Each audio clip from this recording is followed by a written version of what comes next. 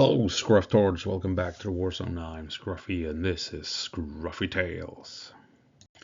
And we're gonna take a quick look at the Tetkino raid, where Ukraine appears to be pushing into Kursk once again. And by all accounts, it does appear as if Ukraine now holds a street in Tetkino. Well, so what do we know so far? Well, we have two reports here from Noel reports, one 7 hours old, the other 1 hour old, as of the recording of this video. And here we have, according to Russian channels, Ukrainian forces control a small part of southwestern Tetkino on the Kursk border, the blue area here. And then the later report emphasizes more this street here, right here, being under Ukrainian control, and it's based on Russian airstrikes in the area. So it seems as if, according to the Russian sources, Ukraine has pushed in this part, mainly here, but they are also aiming Ukrainian airstrikes into this area, indicating that Ukraine intends to push up into the center here right after the border crossing. So this is a Ukraine control map that we're borrowing here. So what we're seeing is, let's use this one. Here is a Russian airstrike at Ukrainian positions, indicating that Ukraine has used this forest here to sneak up on the Russians, cross the border, and gain access to this street right here, right? So this is the street we were talking about, that we know Ukraine has some control over, since the Russians are aiming airstrikes and artillery at it. Then you have the location down here. This is right here is where Ukraine is aiming airstrikes and artillery at Russian positions, right after the border crossing, located here. And you can also follow the railway here with lots of cover, as you can see, into the outskirts of Tetkino. So it wouldn't surprise me if we will soon see evidence of Ukraine pushing up this way, utilizing the cover here to reach these positions where they are now hammering the Russians to open up for an assault.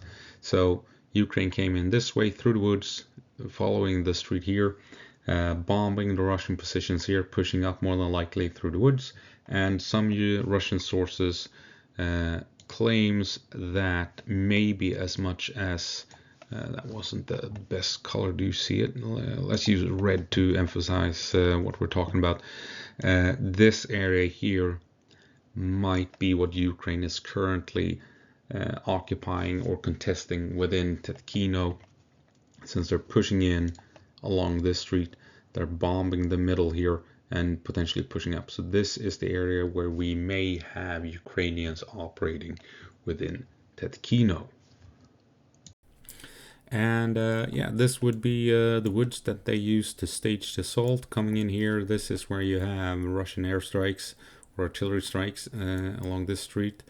Russian sources were, stating that Ukraine is pushing up along this street, and the Russian attacks seem to confirm it. And here we have Ukrainian strikes into the middle here, and I mean, more than likely they plan to eventually assault up along the woods here, the wooded areas here, to cross the border and enter into Tetkino. That would be my guess. So, and here you have some previous attacks made by Ukraine at various command sites. This factory area here has been continuously bombed by Ukraine for the past 10 months or so. So seeing airstrikes in the area up here is not unusual. Then, of course, we have the second attack vector here in the Tetkino area, right here where you have Russian attacks against Ukrainian positions. Ukraine is trying to come in this way, maybe to utilize this windbreak to be able to push in to the east of Tetkino and potentially even gain control over these, whatever these ponds here are, and the forested areas here that they can utilize for cover to come up and secure positions east of Tetkino. But not much updates concerning this breach point, nor this one over at Novi Prut. We know they've pushed across and entered into Russia here once again. This is where they breached last year when they eventually pushed up to Veseloye. If this is successful or if the Russians pushed Ukraine back, we don't know yet. But we do know that it does appear as if Ukraine has successfully pushed into Tetkino, right next to the border at least. So we'll see if Russia manages to push Ukraine out, or is this only a feint to draw Russian resources all the way over to Tetkino or away from other parts of the battlefield.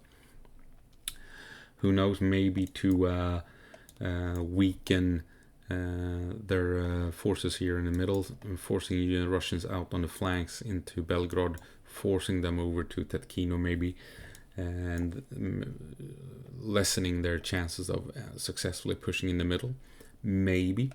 We'll see, but I mean, here you have at least what it appears, according to Russian sources, confirmed that Ukraine has successfully pushed in to Tetkino, or the outskirts of Tetkino at least. Rumors has it that the 225th Assault Regiment is involved in this, and we also have this unit here. This is the 21st Mechanized. Last known location was in Vorozhba, so it's not unthinkable that they are involved in this assault on Tetkino. A unit famous for using the CV-90, a very capable infantry fighting vehicle that the other day actually won a big contest between all NATO IFVs, and it came out on top. So having the CV-90 in the 21st Mechanized is a big deal. It is the best CV-9. It is the best infantry fighting vehicle available within NATO at the moment, and it is potentially taking part in the assault on Tetkino. So that is basically it, I think, for the time being, up in Kursk and Tetkino. So is it a raid? Is it a proper invasion? We don't know yet, but Ukraine is pushing in. Russian sources claims the fighting is ongoing, fighting is intense. Ukraine is pushing with light skin vehicles, and both sides are utilizing artillery to pave the way, so to say. So we will see where it all ends up. Until then, as always, go po marsh, Ukraine, and give them hell.